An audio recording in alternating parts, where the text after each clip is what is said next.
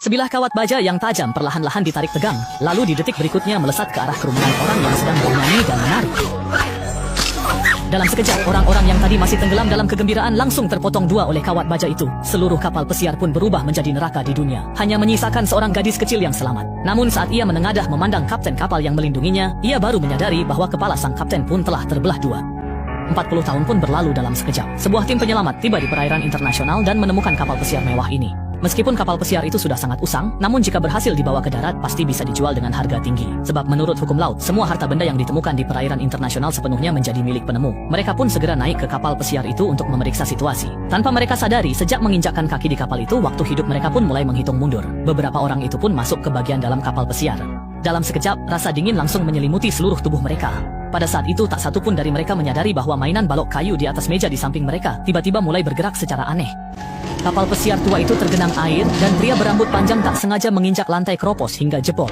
Beruntung rekan tim menariknya agar tidak jatuh.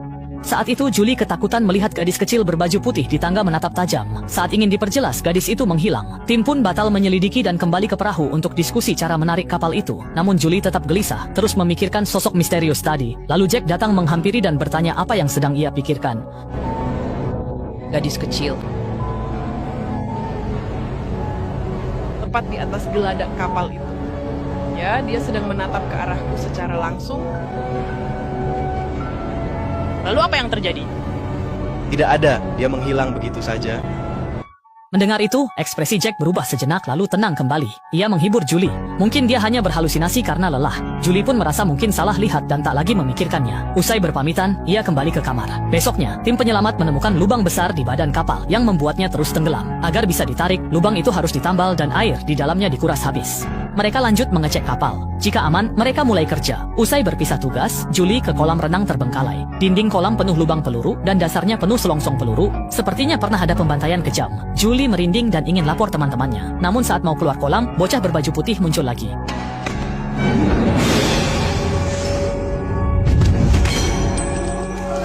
Kepala Julie terbentur lantai hingga berdarah dan mengalir ke dasar kolam. Julie tak sadar. Saat mencari lagi, gadis itu sudah hilang. Lalu Jack datang dan segera menarik Julie keluar. Gadis kecil itu lagi. Apa? Di mana? Aku pasti mulai kehilangan akal sehatku. Tepat saat mereka berdua berjalan pergi berdampingan. Lubang peluru di kolam tiba-tiba mulai mengalirkan darah, dan dalam waktu singkat, darah segar itu memenuhi seluruh kolam. Tak terhitung banyaknya mayat perlahan menari di dalam air berdarah itu. Setelah itu, Julie pergi ke ruang cuci. Ia ingin memeriksa apakah ada air di ruang penyimpanan. Jadi ia pun membuka pintu ruang penyimpanan.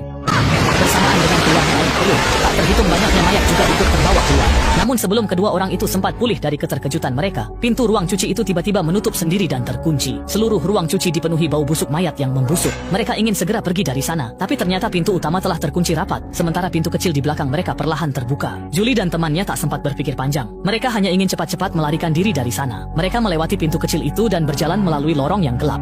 Tak disangka, mereka tiba di gudang. Di sudutnya terdengar suara aneh. Keduanya mendekat dengan waspada. Julie menendang tumpukan barang dan menemukan sekelompok tikus. Saat tikus-tikus itu lari, terlihat kotak itu penuh batangan emas. Mereka terpana melihat kilaunya. Julie segera memanggil teman-temannya. Ternyata kotak lain pun berisi emas. Jika berhasil membawanya keluar, mereka akan kaya raya. Semua bersemangat, tanpa tahu itu emas terkutuk. Mereka pun lupa soal menarik kapal pesiar dan memilih memindahkan emas ke perahu. Namun, saat sedang memindahkan emas, tiba-tiba gadis misterius itu berteriak keras menghentikan mereka. Berhenti, kalian tidak tahu apa yang kalian lakukan. Namun, sebelum gadis itu selesai bicara, ia sudah diseret ke bawah oleh kekuatan misterius.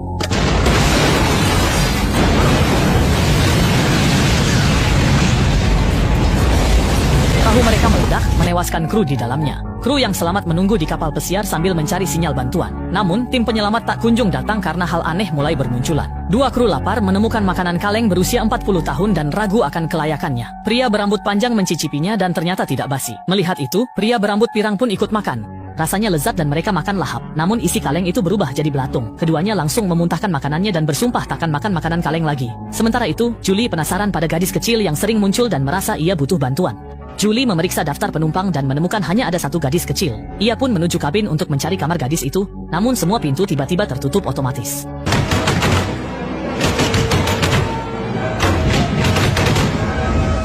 Namun, sebuah pintu di dekatnya perlahan terbuka. Julie masuk ke kamar, berharap menemukan informasi tentang gadis kecil itu. Tiba-tiba lemari di belakangnya bersuara. Julie memberanikan diri mendekati lalu membuka pintu lemari itu. Dari pakaian mayat tersebut, Julie tahu itu adalah gadis yang tadi muncul. Ia melihat ada kalung hati di leher mayat. Karena penasaran, Julie mengambilnya. Saat dibuka, ternyata isinya foto pasangan muda. Pada saat yang sama, gadis kecil itu pun muncul kembali di belakang Julie. Jangan tutup. Aku sudah tidak bertemu dengannya selama bertahun-tahun. Kalau begitu New York. Saya sedang dalam perjalanan untuk bergabung dengan mereka. Julie mau balikin kalung itu ke gadis itu.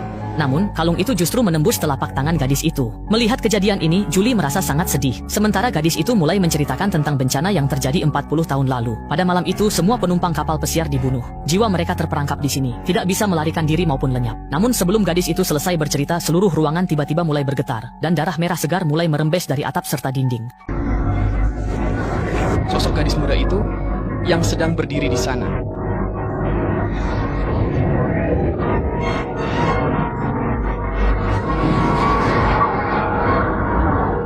Jiwa gadis itu hilang. Julie tak berani diam. Ia mengajak temannya kabur dari kapal aneh ini.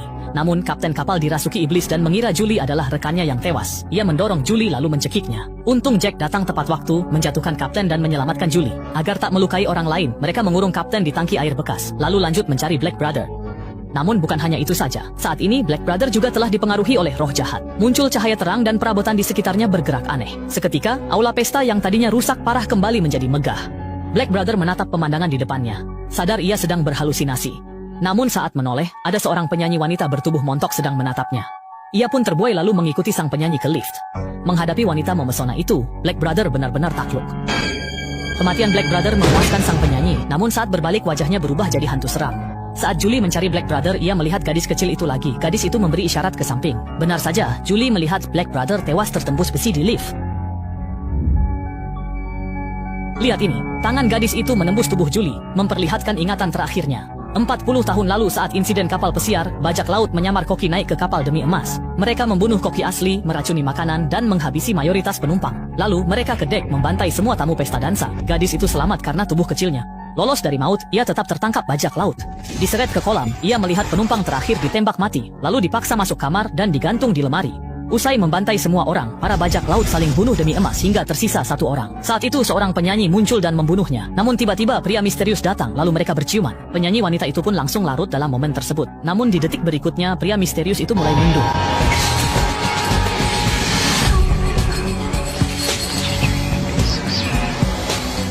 Little Frog, kau telah menghancurkan segalanya. Pria misterius itu menempelkan cap besi ke telapak tangan si penyanyi. Saat menoleh, Julie terkejut melihat itu adalah Jack, anggota yang baru bergabung dengan tim mereka. Julie sadar bahwa Jack adalah iblis pembunuh. Ia pun lari untuk memperingatkan teman-temannya. Di tangki air, ia menemukan kapten tewas sambil memegang foto Jack dari 40 tahun lalu. Julie segera memberitahu pria berambut pirang soal identitas asli Jack. Namun Jack tiba-tiba muncul. Julie terpaksa diam, lalu meminta pria berambut pirang mengawasi Jack sementara ia mencari pria berambut panjang. Seperti yang sudah diduga, yang ia temukan hanyalah mayat yang tercabik-cabik. Tampaknya ini juga ulah Jack. Demi benar-benar menyingkirkan Jack, Julie membuat keputusan yang berani, yaitu meledakkan kapal ini dan mati bersama Jack. Namun tepat setelah ia selesai memasang bom, pria berambut pirang malah masuk ke dalam. Saat melihat pria pirang itu, Julie terkejut karena mengira dia sudah mati. Julie sadar ada yang aneh karena pria itu bukan tandingan Jack. Saat penyamarannya terbongkar, Jack mengaku telah membunuh pria itu sejak lama. Ternyata Jack sudah hidup ratusan tahun, memicu keserakahan manusia demi mengumpulkan jiwa untuk iblis. Ia takkan membiarkan Julie meledakkan kapal yang berisi jiwa-jiwa koleksinya. Saat Julie lengah, Jack langsung mendorongnya ke air. Jack menenggelamkan Julie ke air. Saat berontak, Julie menemukan panah silang dan menusukkannya ke kaki Jack. Ia bangkit lalu menodongkan senjata ke Jack. Jack mengklaim peluru takkan melukainya, tapi Julie justru ingin meledakkan bom di samping mereka.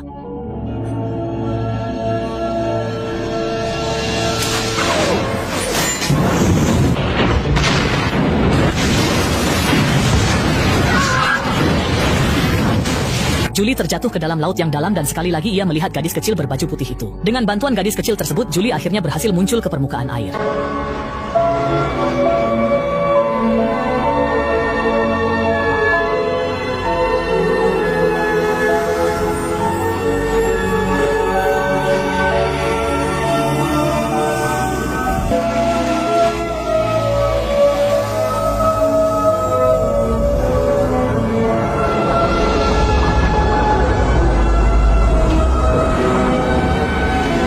Akhirnya Julie diselamatkan kapal pesiar lain. Saat mengira semua berakhir ketika masuk ambulans, ia melihat emas di kapal itu diangkut, dan di balik tumpukan emas ada sosok yang ia kenal.